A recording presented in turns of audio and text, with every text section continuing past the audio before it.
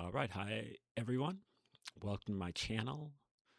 This is an educational channel, and we check out things that are off the beaten path that you might not know about, but that would be very valuable if you did.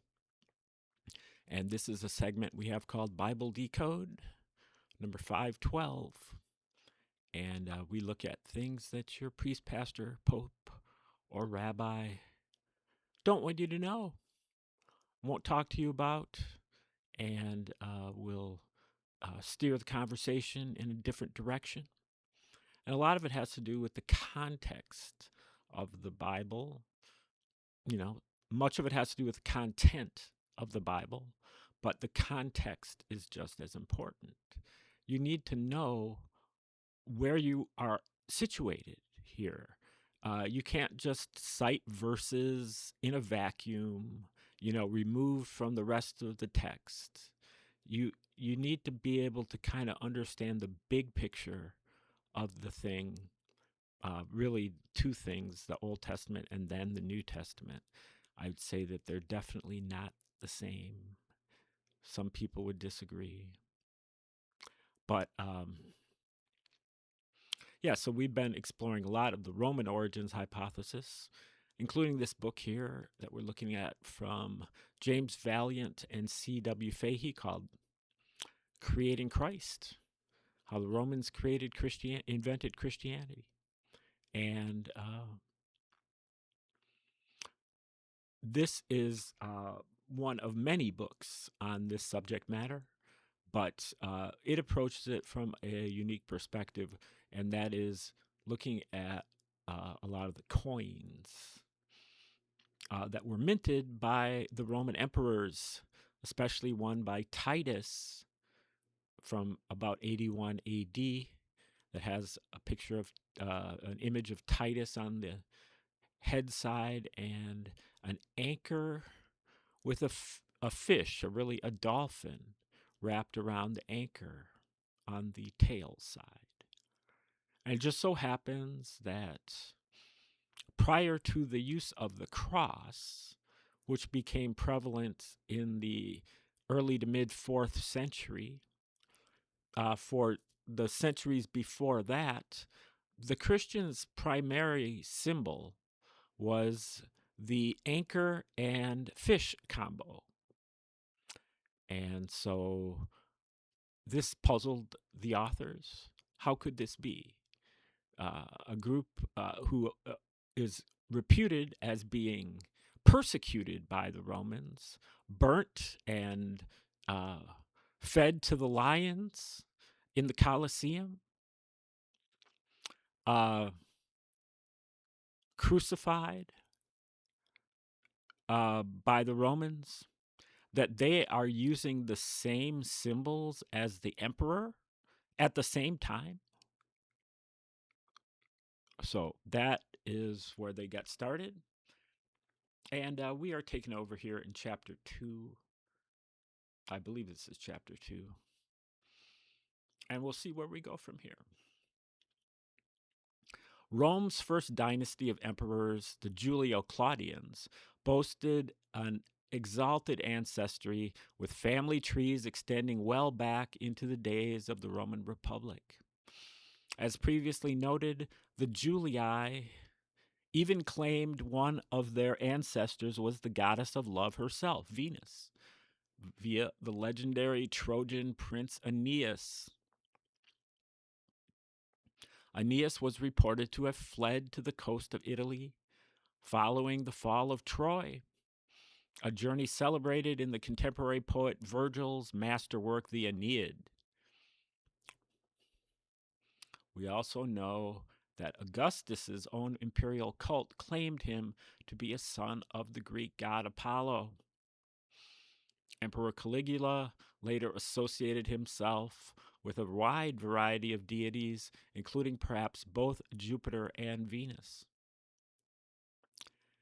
The first imperial dynasty did such a thorough job of exterminating itself through real and imagined plots a string of executions, murders, purges, and forced suicides that by the collapse of Nero's reign in 68 AD, there were very few left who could claim descent from Augustus, whether by birth or by adoption. Consequently, a nasty civil war broke out after Nero's fall, with leading generals and political figures vying for the suddenly open imperial seat, even as the unrest in Judea was being subdued by Vespasian and Titus. In the space of a year and a half, Rome went through 4 successive new emperors as the armies of the contending princes faced off against each other, and the population of the ruptured empire nervously anticipated the outcome. The empire's survival hung in the balance during this period that came to be known as the Year of 4 Emperors. Meanwhile, Vespasian had been entrusted by Nero with the considerable force of 3 legions and significant auxiliaries to prosecute the Jewish war. Therefore, when Nero died, Vespasian suddenly found himself to be one of the leading contenders for the throne, despite the fact that he was a man of relatively humble background. Although Vespasian and his older brother had both achieved consulships, they had been the first of their family to enter the Senate. So when Vespasian made his bid, now if you don't remember, Vespasian was the primary general for the Romans in the war against the Jews here over in Judea, and he was appointed to be the general there by Nero.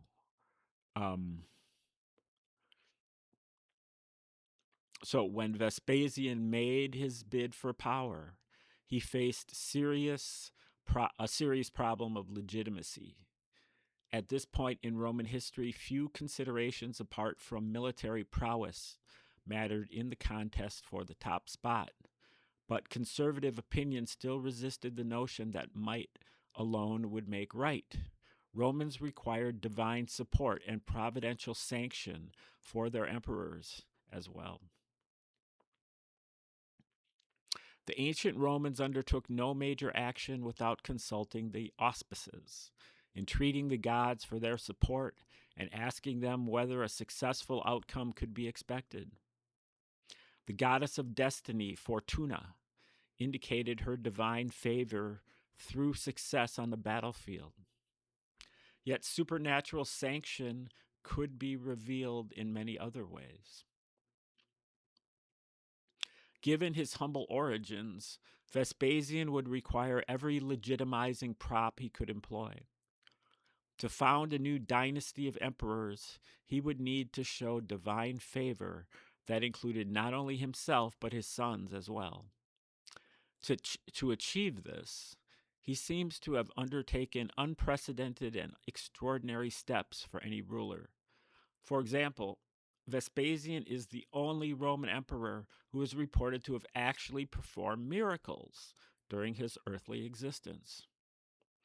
Vespasian performed these feats at the Temple of Serapis in Alexandria, Egypt, which was the second biggest city in the Roman Empire.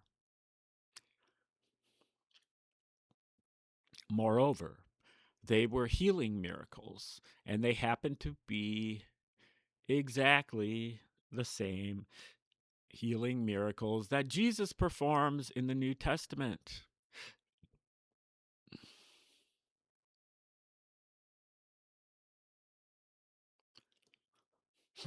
So that's another curiosity that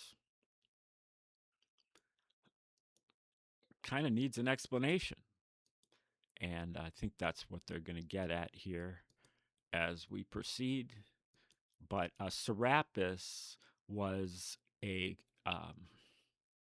what they call a syncretic deity, basically a state, a religion created by the state, by the Ptolemies, who were the offspring of General Ptolemy, who was one of Alexander the Great's generals in the late 4th century BC.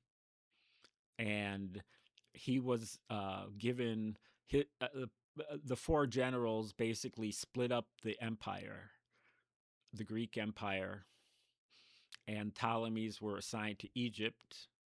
And the Ptolemies decided to put together this Serapis god, who was a mixture of Apollo and Greek and Osiris, especially the bull of Osiris, and that's Egyptian god, and maybe some other elements as well. And so this was a syncretic or synthesized god. And this was an example of a government creating a god. And so this is something that Vespasian had in his experience. And he performed at that temple sometime, I think, before he became emperor. He became emperor in 69. And so before he became emperor, he was in Alexandria and he performed these miracles. Before we take a closer look at this astonishing coincidence, a little context is necessary.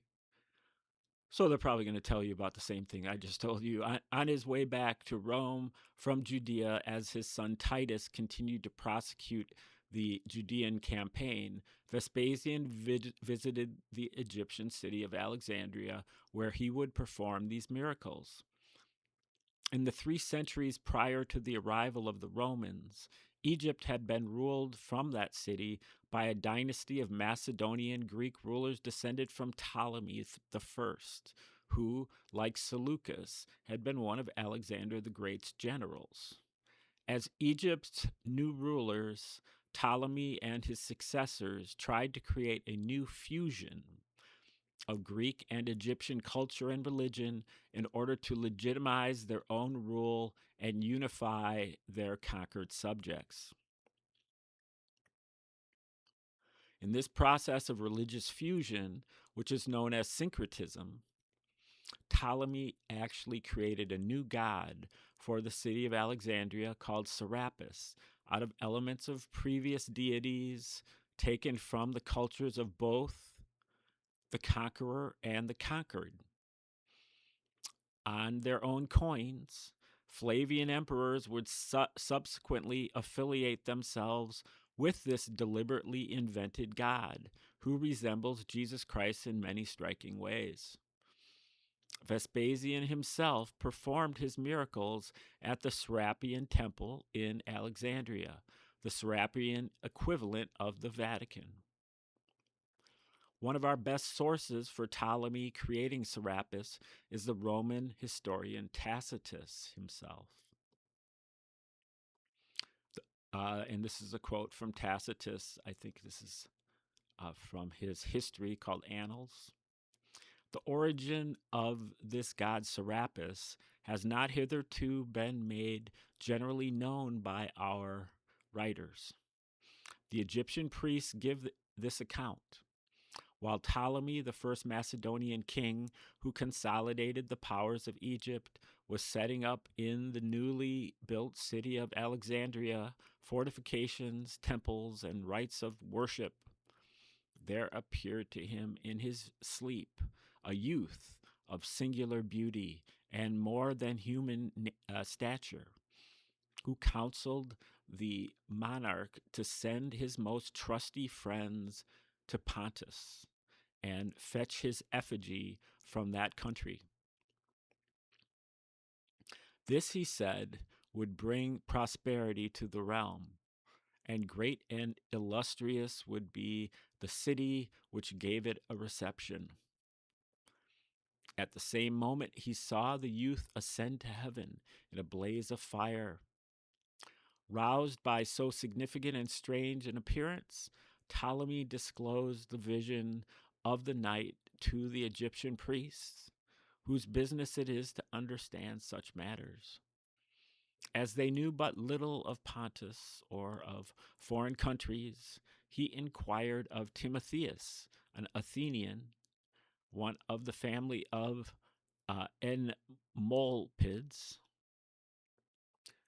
whom he had invited from Eleusis to preside over the sacred rites, what this worship was and who was the deity. Timotheus, questioning persons who had found their way to Pontus, learnt that there was a city, Sinope, and near it a temple, which, according to an old tradition of the neighborhood, was sacred to the infernal Jupiter. For there also stood close at hand a female figure to which many gave the name Proserpine. Ptolemy, however, with the true disposition of a despot, though prone to alarm, was, when the feeling of security returned, more intent on pleasures than on religious matters, and he began by degrees to neglect the affair, and to turn his thoughts to other concerns, till at length the same apparition, but now more terrible and peremptory, denounced ruin against the king and his realm, unless his bidding were performed. Ptolemy then gave instructions that an embassy should be dispatched with presents to King Sidrothemus, who at that time ruled the people of Sinope, and instructed them, when they were on the point of sailing, to consult the Pythian Apollo, the oracle at Delphi. Their voyage was prosperous, and the response of the oracle was clear. The god bade them go and carry back with them the image of his father, but leave that of his sister behind. On their arrival at Sinope, they delivered to Sidrothermus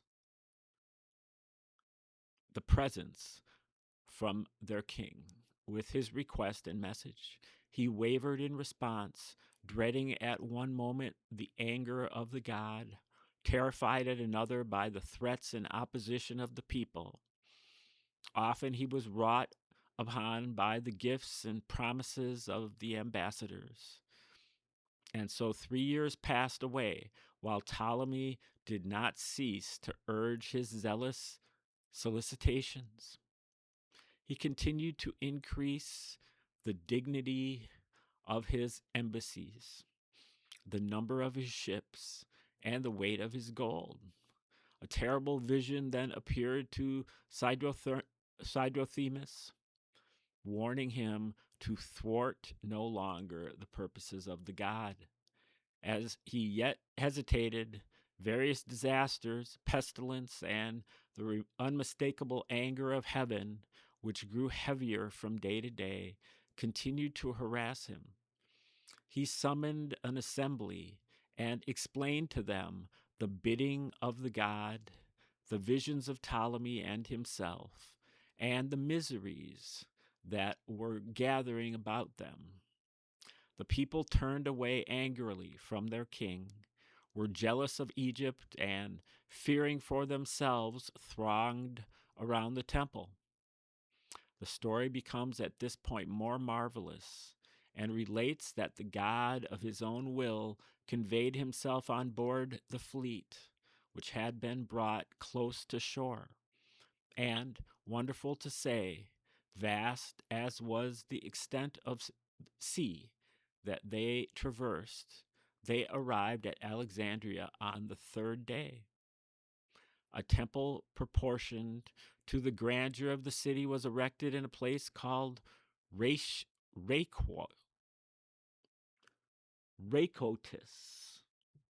where there had stood a chapel consecrated in old times to Serapis and Isis. Such is the most popular account of the origin and introduction of the god Serapis. I'm aware indeed that there are some who say that he was brought from Seleucia, a city in Syria, in the reign of Ptolemy III, while others assert that it was the act of the same king, but that the place from which he was brought was Memphis, once a famous city and the strength of ancient Egypt. The god himself, because he heals the sick, many identified with Asclepius, others with Osiris, the deity of the highest antiquity among these nations, not a few with Jupiter as being supreme ruler of all things, but most people with Pluto, arguing from the emblems which may be seen on his statues or from conjectures of their own. And that's the end of that very long quote. It seems like he only needed like the last paragraph there.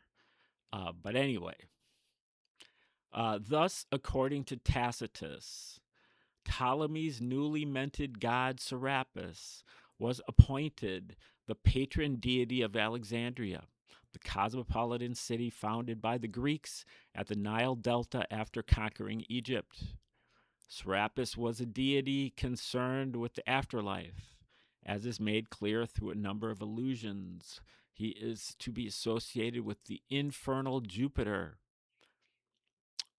i.e., Zeus of the netherworld, and the queen of Hades, Proserpine or Persephone, as well as Pluto, the lord of the dead himself, and Osiris, whom the Egyptians regarded as lord of the dead.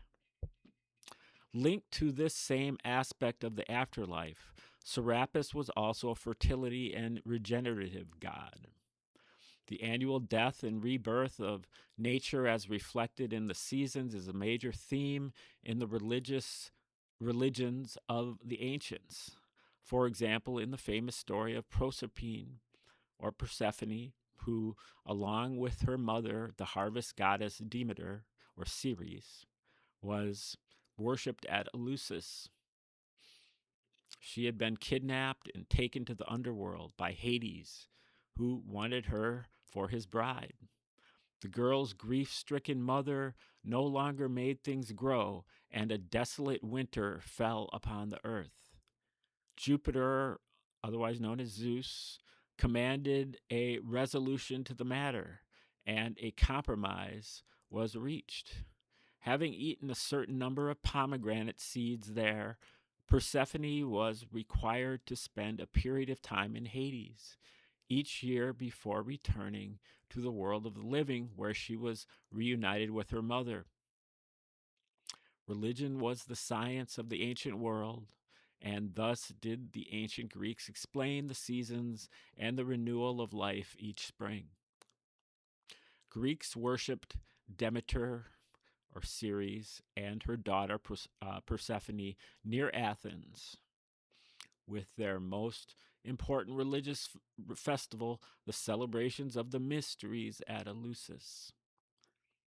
To the cult's initiates, secret knowledge is there revealed, assuring them of a happier afterlife.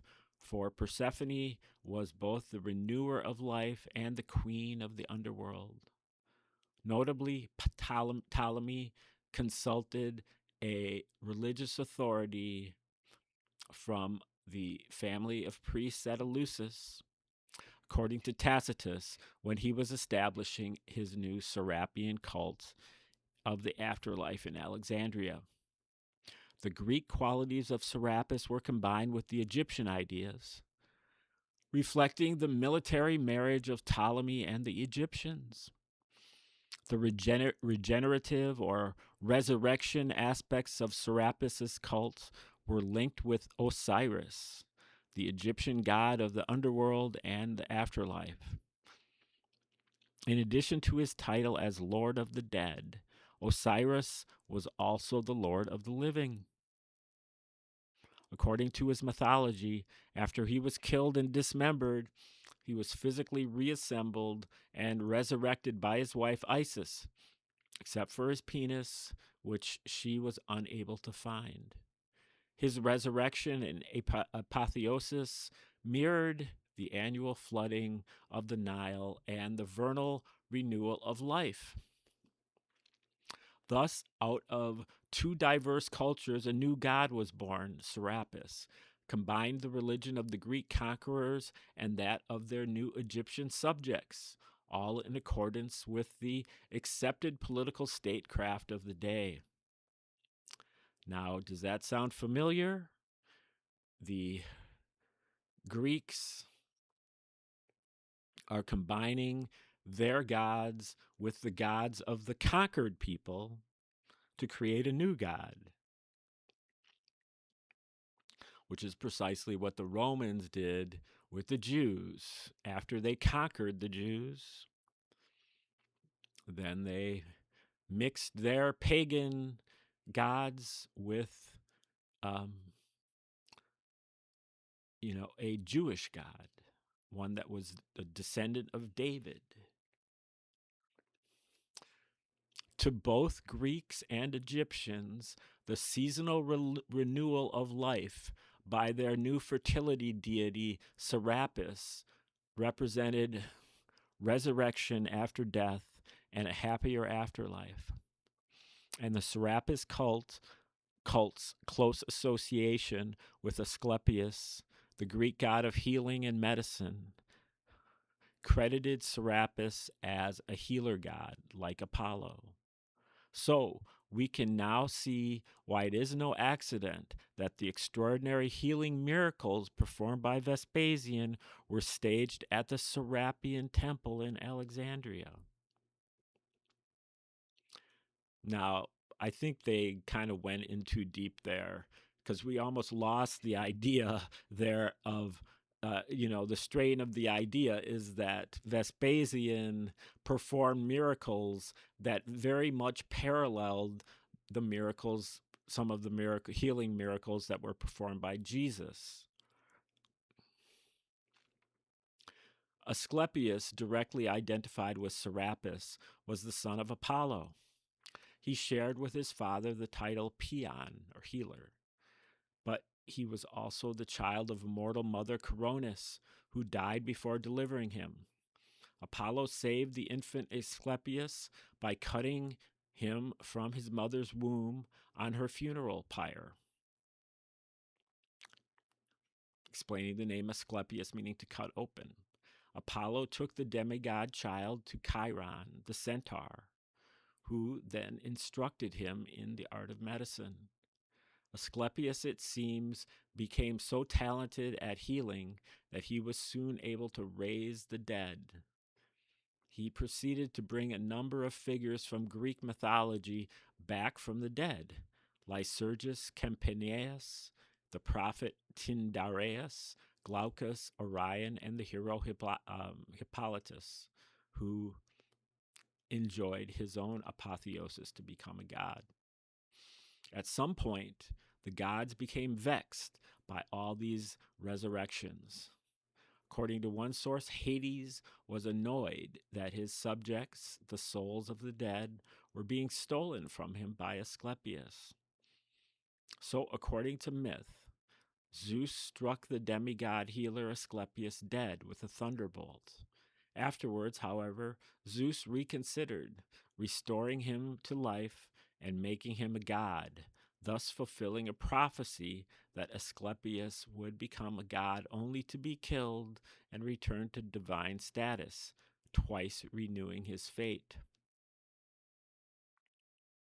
Observe that Asclepius was in this way like Jesus Christ, a child of both a god and a mortal, a healer who resurrected the dead and who suffered death only to be resurrected and experience his own apotheosis and transmutation into a god. Now, to be fair, this is not just Asclepius. All of the pagan myths follow this very same cookie cutter pattern. This is the boilerplate or the template for the pagan savior coming down from heaven, healing miracles and imparting wisdom, um, a virgin birth or some type of magical birth, and then performing the miracles and healings, and then unjustly accused and executed, and rising from the dead, going back to heaven. And that is the pagan template. And that is absolutely not the Jewish template. The Jews, the Messiah for the Jews was a human being and was a military commander and did not rise up to heaven or was not the Son of God or anything like that. So, and in fact, that whole idea is blasphemy to the Jews. So, the idea that the Romans chose that template is kind of an insult to the Jews, or a mockery. Like a number of other figures from pagan myth, Asclepius was a suffering savior god, specifically one who was worshipped for his powers to heal, and it seems to help his devotees obtain a better afterlife. Christians who find it implausible that a person who suffered the ignominious death of crucifixion could ever be thought of as a god by the ancients, and from this proceed to argue the historical veracity of the Gospels, ignore this crucial reality. Many gods in the ancient world were said to have suffered on earth, to have been martyred and then resurrected prior to Jesus. The devotee could better identify with his god for this very reason. Hercules provides yet one more example of this recurrent classical theme. Like the youth in Ptolemy's vision of Serapis, and like Romulus and Moses, Jesus was also taken up into heaven. Here is an image of the god Serapis, created by Ptolemy to unite his newly conquered kingdom. On his head is a modus, or grain measure, showing that he is a fertility god with roots in Eleusis, and as a symbol worn by Hades, or Pluto. It also associates him with the afterlife. Sometimes he's represented without a modius on his head, such as this silver 2nd century bust from Egypt. And I must say that on this bust, he looks very much like the picture of Jesus Christ that we have. The name Serapis is partially derived from the Egyptian bull god Apis, whose fertility was linked to Osiris. Thus, Ptolemy's god Osiris Apis in time became Serapis. The Greeks and Romans, of course, disliked animal gods, preferring human-shaped deities instead. The Emperor Augustus famously refused to pay respects to Apis, the bull, when he was in Egypt, saying, "I am used to worshiping gods, not cattle." Therefore, under the Ptolemies and later the Romans, Serapis is almost invariably represented as a benevolent human and loving father. Okay, I think we're going to stop right. Oh, well, let's read two more paragraphs here. Serapis was also a prophetic oracular deity like Apollo. And since Serapis is closely associated with, even identified with Asclepius, he is also linked to Apollo and healing.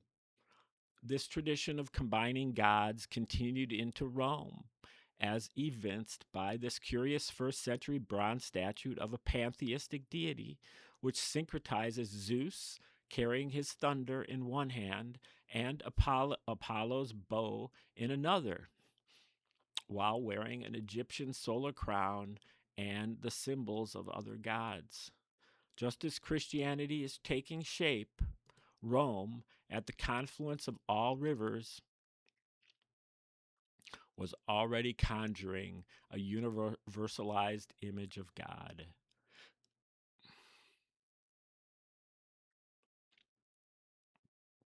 Okay, we're going to stop right there, and we'll get into some more of this Serapis and this Vespasian's healing when we come back tomorrow. Like, share, subscribe, comment, contribute, and come back tomorrow for another episode of Bible Decode. Thanks for tuning in today, and have a great day.